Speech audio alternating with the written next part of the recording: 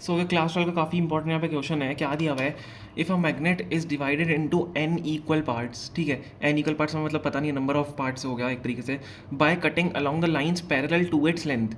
अगर हमने मैग्नेट को पैरेलल टू इट्स लेंथ काटा, then what will be the pole strength of each part. ठीक है, काफ़ी इंपॉर्टेंट क्वेश्चन है। देखो सबसे पहले डायग्राम से हम समझेंगे इसको कैसे, मैं आपको बताऊंगा डायग्राम से। देखो ये मैग्नेट है हमारा, ठीक है, समझ लो ये मैग्नेट हो गया, ये इसका नॉर्थ पोल हो गया, इसका साउथ पोल होगा।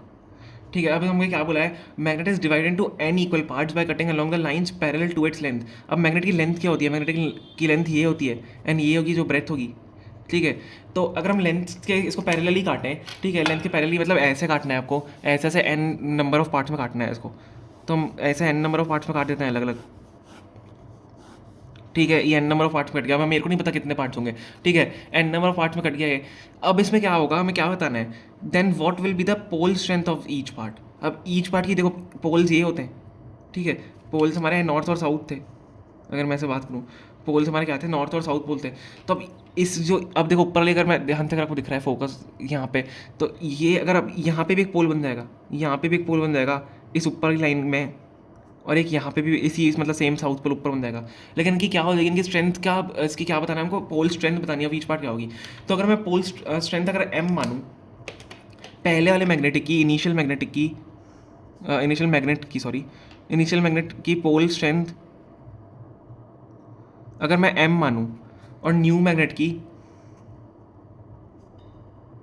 जो कि n पार्ट्स में डिवाइड हुआ है, मतलब ईच पार्ट का बताना है हमको, ठीक है, अब मेरे को नहीं पता कितने पार्ट्स, इन्फिनाइट पार्ट्स हो सकते हैं, n पार्ट्स में दिया है। तो न्यू मैग्नेट की पोल स्ट्रेंथ की अगर मैं बात करूँ, तो उसको क्या मानेंगे, m डैश डैश मानेंगे। और हमें क्या बोला है, n इक्वल पार्ट्स में डिवाइड हुआ है, तो देखो न्यू मैग्नेट की जो पोल स्ट्रेंथ होगी वो क्या हो जाएगी, विच इज़ m डैश। तो क्या हो जाएगी, पहले क्या था, पोल स्ट्रेंथ m थी, ठीक है, पोल स्ट्रेंथ क्या थी पहले, m डैश इक्वल टू, मैंने m क्यों लिखा, क्योंकि पोल स्ट्रेंथ पहले m थी, देन क्या हुआ, हमने n इक्वल पार्ट्स में डिवाइड कर दिया, एन इक्वल पार्ट्स में डिवाइड कर दिया। तो यही हमारी क्या हो जाएगी, न्यू मैग्नेटिक की पोल स्ट्रेंथ हो जाएगी। समझ में आ गया, न्यू मैग्नेट की पोल स्ट्रेंथ हमारी ये हो जाएगी, एम डैश इक्वल टू आप m बाय n लिख सकते हो। तो या मतलब पोल स्ट्रेंथ आप कुछ भी नाम ले सकते हो, या तो k दे दो उसको नाम, कुछ भी आप कॉन्स्टेंट एक नाम ले सकते हो, k या k डैश।